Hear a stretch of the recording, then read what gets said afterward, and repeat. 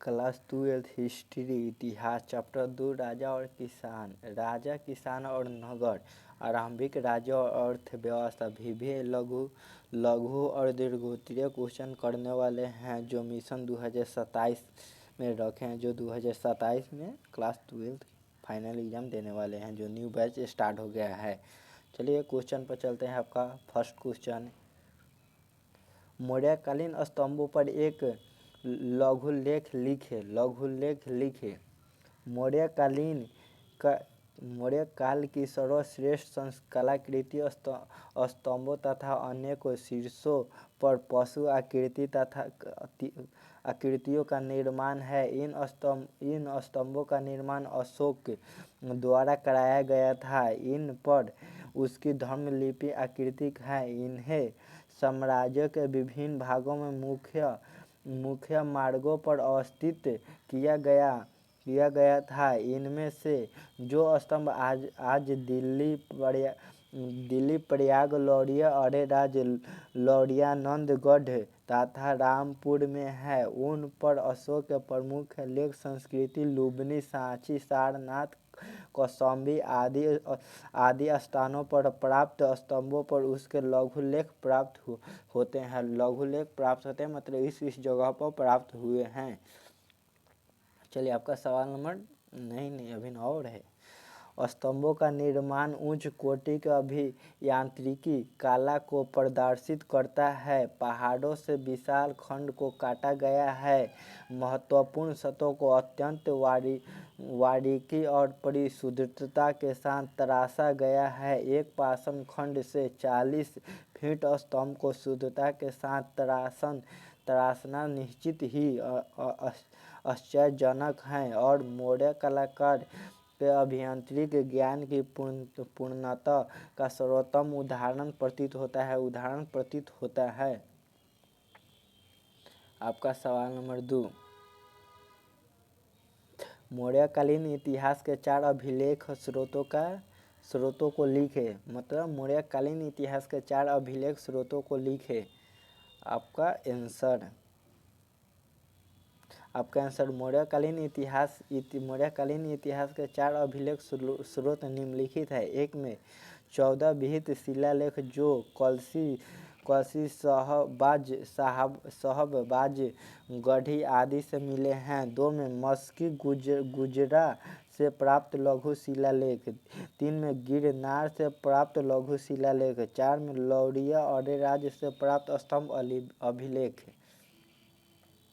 आपका सवाल नंबर 3, मौर्यकालीन कला एवं स्थापत्य का वर्णन करें। मौर्यकालीन कला एवं स्थापत्य का सर्वश्रेष्ठ नमूना इस समय के स्तंभ एवं दक्षिणी होना चाहिए। दक्षिणी की मूर्ति है। सांची, सारनाथ आदि जगहों पर मौर्यकालीन स्तूप मिले हैं। इस समय मूर्ति निर्माण में गांधार एवं मथुरा शैली का विकास हुआ। अशोक द्वारा 84,000 बौद्ध स्तूपों तथा विहार का निर्माण करवाया गया था। इस काल में पर्वतों को काटकर गुहा गृह को भी निर्माण हुआ। बराबर की पहाड़ियों एवं नागार्जुनी पहाड़ियों से आज भी हैं। आपका सवाल नंबर 4, गुणाकालीन कला की मुख्य विशेषताओं का उल्लेख करें। गुप्तकालीन कलाओं में से मूर्तिकला, चित्रकला का महत्वपूर्ण स्थान है। मूर्तिकला गुप्तकालीन मूर्ति बौद्ध धर्म से संबंधित वस्तुओं को पुराणों में दी गई घटनाओं बैठों को दर्शाती है। मथुरा और सारनाथ में पत्थरों और कांसे की बुद्ध तथा बौद्ध स्तंभों की मूर्तियां बहुसंख्याओं में पाई गई है। इस कला में सबसे प्रसिद्ध मूर्ति वहाँ है जिसमें बुद्ध मुद्रा में अपना प्रथम प्रवचन दे रहे हैं। इस मूर्ति को भारत में सबसे दुर्लभ मूर्ति माना जाता है। चित्रकला भी गुप्त काल में अपने प्रगति के शिखर पर थी। इस कला का व्यवहार राजमहलों और हिंदू तथा बौद्ध मंदिरों को सजाने के लिए किया जाता है। इस कला का सबसे सुंदर उदाहरण अंजना की बुद्ध गुफाओं, श्रीलंका में सुगरियो और मध्य प्रदेश में बाघ की गुफाएं हैं। आपका सवाल नंबर 5, किन्हीं को दो गुप्तकालीन मंदिरों के नाम एवं स्थान को लिखे। गुप्तकालीन 2 मंदिरों के नाम एवं स्थान निम्न है। एक में देवगढ़ के दशावतार तार मंदिर यह वैष्णव धर्म से संबंधित सबसे महत्वपूर्ण मंदिर है। 2 में भूमारा का शिव मंदिर यह शैव धर्म से संबंधित सबसे महत्वपूर्ण मंदिर है। आपका क्वेश्चन 6, गुप्त काल में सती प्रथा पर संक्षिप्त लेख लिखे। गुप्त काल में सती प्रथा प्रथम के उल्लेख मिलता है कि एरन शिलालेख 510 ईसा में उल्लेख किए गोपराज नामक सेनापति की पत्नी युद्ध में अपने पति की मृत्यु के बाद सती हो गई थी। वर्ष की माता यशोमती अपने पति को संभावित मृत्यु मात्रा में ही 604 ईसा में सती हो गई थी। गुप्त काल के पूर्व भारत में सती प्रथा का उल्लेख प्राप्त होता है। पांडु की मृत्यु के बाद उसकी पत्नी माधुरी उसके साथ सती हो गई थी। कृष्ण की मृत्यु के बाद उसकी पत्नियों भी उसके साथ सती हो गई थी। महाभारत के आदि पर्व में सती प्रथा का समर्थन किया गया है। फिर भी यह कहा जाएगा कि सती प्रथा आम नहीं था, अपवाद स्वरूप थी।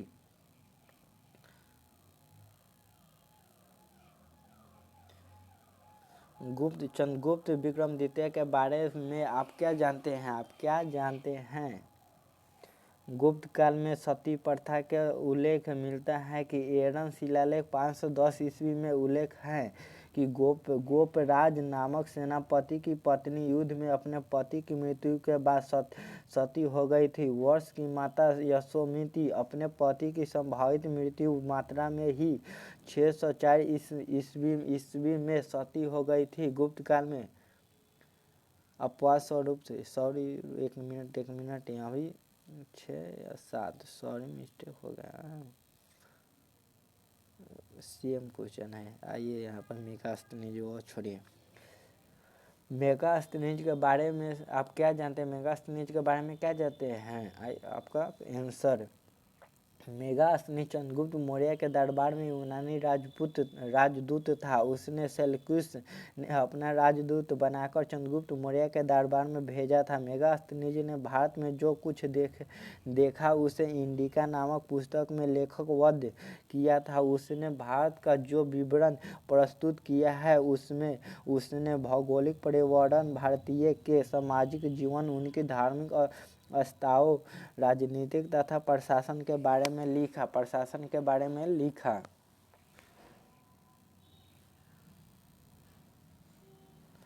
समुद्रगुप्त के विजय के विषय में लिखे। समुद्रगुप्त के विजय के विषय में लिखे। समुद्रगुप्त प्राचीन भारत के महानतम शासक में से एक था।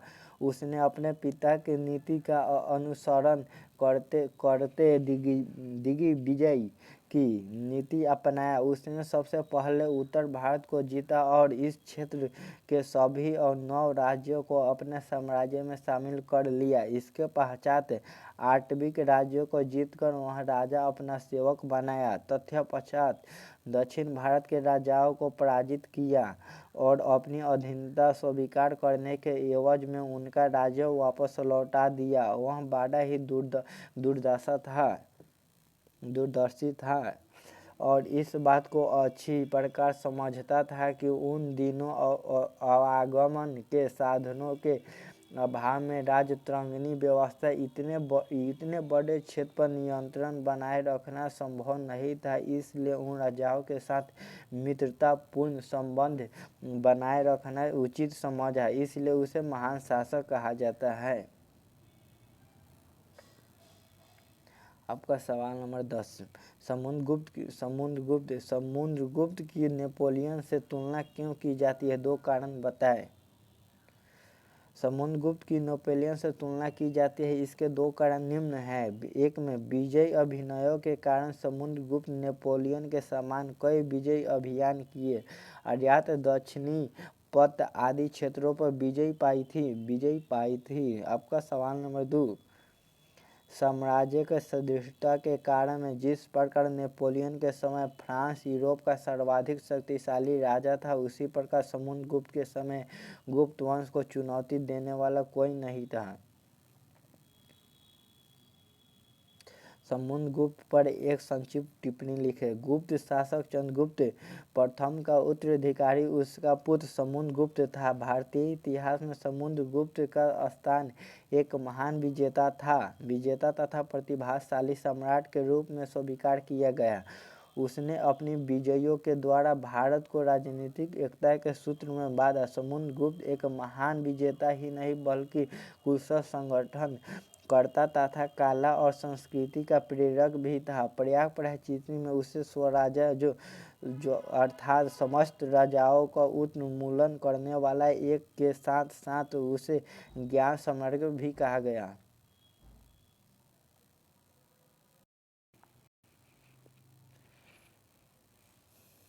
आपका सवाल नंबर 12, कलिंग युद्ध का अशोक पर क्या प्रभाव पड़ा? कलिंग युद्ध का अशोक पर निम्न प्रभाव पड़ा। एक में अशोक ने साम्राज्य विस्तार की नीति पर परित्याग कर दिया। इसने अहिंसा, सत्य, प्रेम, दान, परोपकार आदि का रास्ता अपनाया। अशोक बौद्ध धर्म का अनुयायी बन गया।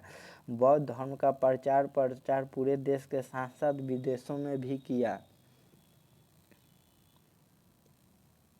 मौर्यकालीन नगर प्रशासन पर प्रकाश डालिए। मेगास्थनीज मौर्यकालीन नगर प्रशासन का सबसे विस्तृत एवं विशद वर्णन किया। उनके अनुसार नगर का शासन प्रबंध 30 सदस्यों की एक समिति के हाथ में था। यह समिति 6 समितियों में विभक्त थी। प्रत्येक समितियों में 5 सदस्य होते थे। यह समितियां इस प्रकार से थी। शिल्पकला समिति। इस समितियों के लोग उद्योग धंधों का निरीक्षण एवं प्रबंधन करते थे। जनगणना समिति। यह समिति जन्म मरण का उल्लेख करती थी। 3 में वाणिज्य समिति। यह समिति नाप तौल का निरीक्षण, क्रय विक्रय का निरीक्षण तथा प्रबंध करते थे।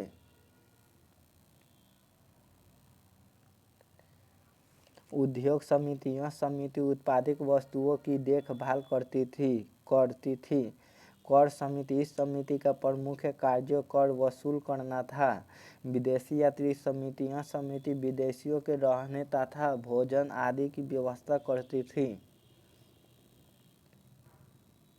कौटिल्य के अर्थशास्त्र पर एक संक्षिप्त टिप्पणी लिखें। अर्थशास्त्र नामक प्रसिद्ध ग्रंथ की रचना चाणक्य ने की थी, जिन्होंने कौटिल्य अथवा विष्णुगुप्त के नाम से भी जाना जाता है। इस प्रसिद्ध ग्रंथ में 15 खंड, 150 अध्याय, 180 उप विभाग तथा 6000 श्लोक हैं। इस प्रसिद्ध ग्रंथ की रचना ने यह सिद्ध कर दिया है कि भारतीय विद्वान प्रारंभ से ही केवल आध्यात्मिक प्रश्नों पर विचार करते आए हैं, बल्कि उन्होंने भौतिक विषय पर भी विचार किया है। इस ग्रंथ का महत्व प्लेटो और अरिस्टोटेल की महान कृतियों से कम नहीं है। विद्वान ने इस ग्रंथ की तुलना मौर्य की वाली की ग्रंथ दि प्रिंस से की है। कौटिल्य की भारत का मौर्यकालीन मौर्यावली भी कहा जाता है।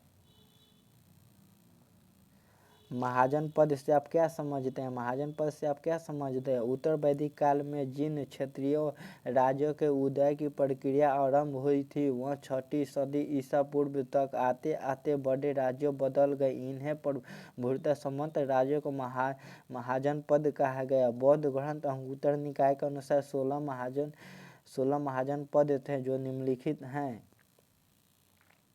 1 में काशी, 2 में कोसल, 3 में अंग, 4 में मगध, 5 में वज्जीय, 6 में मौल, 7 में चेदी, 8 में वर्ष, कुरु, पंचाल, मत्स्य, शूरसेन, असम, अवंती, गंधार, कंबोज। इस महाजनपद में वज्जीय और मौल गणराज्य थे और शेष में राजतंत्रात्मक प्रणाली प्रचलित थी। इन महाजनपदों में सबसे शक्तिशाली मगध था। मगध साम्राज्य पर टिप्पणी लिखें।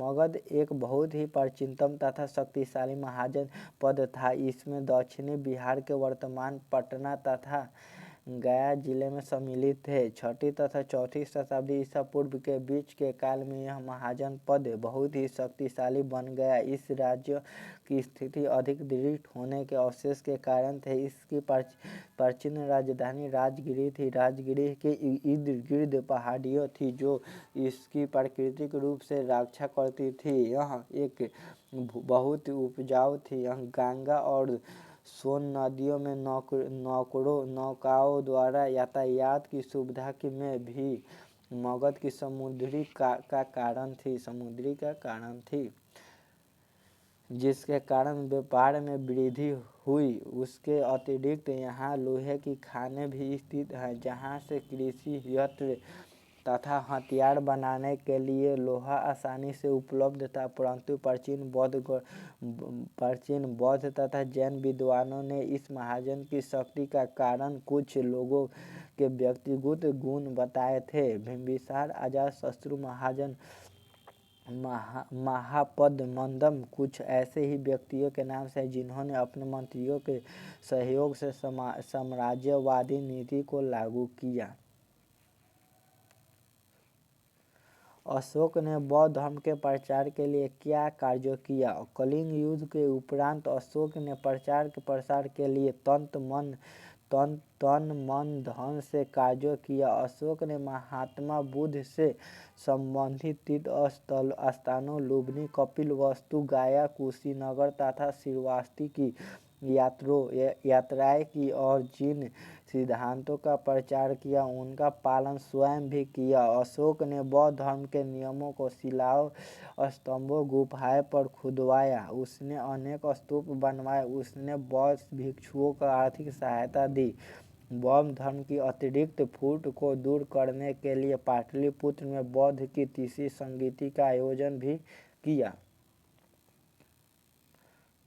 बौद्ध धर्म के प्रचार हेतु प्रचारकों को भारत के विभिन्न भागों के साथ साथ विदेशों में भी भेजा। लंका में अशोक अपने पुत्र को महेंद्र और पुत्री संघमित्रा को भेजा। इस प्रकार अशोक बौद्ध धर्म को विश्व धर्म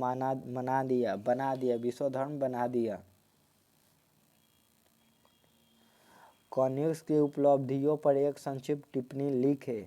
कनिष्क कुषाण वंश का सबसे महानतम शासक था जो 78 ईसा में सम्राट बना एवं 101 ईसा तक शासन किया। कनिष्क ने सम्राट बनने की तिथि से ही उपलब्धियों का दौर शुरू हो जाता है। शक संवत की शुरुआत उसके गद्दी पर बैठने की तिथि 78 ईसा पूर्व से ही मानी जाती है।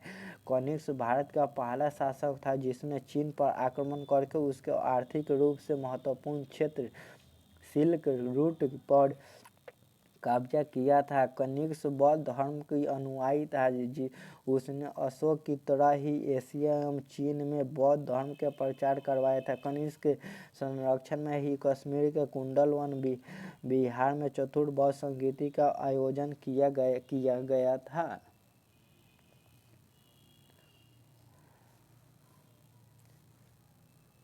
सातवाहन राज्यों के बारे में टिप्पणी लिखें। लगभग 60 ईसा पूर्व में सातवाहन राज्यों की नींबू सिम्युक ने रखी थी। यह गोदावरी तथा कृष्ण नदी के बीच का क्षेत्र था जिसको अब आंध्र कहा जाता है। सातकर्णी प्रथम सातवाहन वंश का सबसे शक्तिशाली शासक था। उसने अश्वमेध यज्ञ की और पूर्ण दक्कन पर अपनी प्रभुत्व की घोषणा की। इस वंश का एक और प्रसिद्ध राजा गौतमीपुत्र सातकर्णी था जिसने दूसरी शताब्दी ईसा के आरंभिक काल में शासन किया। सातवाहन शासक अपने आप को ब्राह्मण कहते और विष्णु मत के अनुयायी थे। ब्राह्मण के खुले दिल से दान देते थे। उन्होंने बौद्ध मत को भी संरक्षण दिया। अमरावती के स्तूप तथा काले से चैत्य इसी काल में बनवाए गए। साहित्य दृष्टि से इस काल में प्रकृति की भाषा का उदय हुआ। इस काल के सभी अभिलेख प्राकृत भाषा में हैं। मेहरौली अभिलेख पर एक संक्षिप्त टिप्पणी लिखें। मेहरौली अभिलेख में चंद्रगुप्त द्वितीय के विजयों का उल्लेख किया गया है। यह लौह स्तंभ दिल्ली के मेहरौली नामक स्थान में कुतुब मीनार के समीप स्थित है। इस स्तंभ पर एक लेख उत्कीर्ण है जिसमें 6 पंक्तियां हैं, जिसमें चंद्र नामक राजा की विजयों का उल्लेख है। इस लेख में कहा गया है कि उसने अपनी भुजाओं के बल पर अधिराज्य की स्थापना की थी। उसका शासन दीर्घकालीन था। वर्ग युद्ध में उसने सम्मिलित रूप से आए शत्रुओं को भाग दिया था।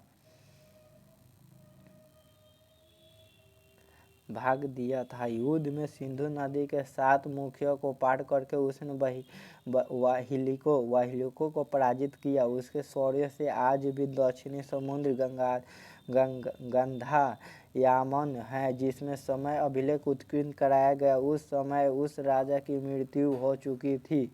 वह राजा वैष्णव धर्म का अनुयायी था। उसने विष्णुपद पर्वत पर विष्णु भगवान का ध्वज स्थापित कराया। मेहरौली स्तंभ अभिलेख में जिस चंद्र नामक राजा का उल्लेख किया गया वह गुप्तकालीन महान सम्राट चंद्रगुप्त विक्रमादित्य था। युद्ध में सिंधु नदी के 7 मुखियों को पार करके उसने वाहिलिकी को पराजित किया। उसके शौर्य से आज भी दक्षिणी समुद्र गांधायमान। जिस समय अभिलेख उत्कीर्ण कराया गया था उस समय उस राजा की मृत्यु हो चुकी थी। वह राजा वैष्णव धर्म का अनुयायी था। उसने विष्णुपद पर्वत पर विष्णु भगवान का ध्वज स्थापित कराया। मेहरौली स्तंभ अभिलेख में जिस चंद्र नामक राजा का उल्लेख किया गया है वह गुप्तकालीन महान सम्राट चंद्रगुप्त विक्रमादित्य था। सुदर्शन झील पर संक्षिप्त टिप्पणी लिखें। सुदर्शन झील पर संक्षिप्त टिप्पणी लिखें। सुदर्शन झील प्राचीन भारतीय इतिहास की इंजीनियरिंग की महान उपलब्धि है। इस झील में सिंचाई के लिए पानी इकट्ठा किया जाता था। इस झील गुजरात में गिरनार के स्थान पर बनाई गई है। इस झील को चंद्रगुप्त मौर्य के शासनकाल में बनाया गया था। इस झील में पहाड़ी नदी का पानी इकट्ठा किया जाता था। जूनागढ़ शिलालेख में लिखा है कि सम्राट स्कंदगुप्त के शासनकाल में अधिक वर्ष होने के कारण इस झील का बांध टूट गया तो गिरनार के राज्यपाल ने इस बांध की मरम्मत करवाई। इसके कार्यों को बहुत ही कवियों ने गुणगान किया। चंद्रगुप्त द्वितीय विक्रमादित्य की उपलब्धियों का वर्णन करें। समुद्रगुप्त के बाद उसका पुत्र चंद्रगुप्त द्वितीय सिंहासन पर बैठा। उसने विक्रमादित्य की उपाधि धारण किया। वह एक बहुत बड़ा विजेता था। उसने गुप्त राज्यों को शीर्ष बनाया और उसमें मालो, गुजरात, काठियावाड़ शामिल किए। उसने अपनी बेटी प्रभावती गुप्त का विवाह मध्य दक्कन के वाकाट वंश के शासक रुद्रसेन द्वितीय के साथ किया। इस वैवाहिक संबंध से चंद्रगुप्त को अपनी समस्त सेना को शक के विरुद्ध इकट्ठी करने का अवसर मिल गया। प्रभावती वाकाटक राज्य की प्रभावशाली महारानी थी। चंद्रगुप्त इस प्रकार से नए सिक्के जारी किए। उसके शासनकाल में कला, साहित्य और विज्ञान का अभूतपूर्व विकास हुआ। कला साहित्य की प्रगति को देखते हुए इतिहासकारों ने उसके काल को स्वर्ण काल कहा गया। और क्लास को यहीं पर समाप्त करते हैं। क्लास को लाइक, सब्सक्राइब, शेयर, कमेंट जरूर कीजिएगा।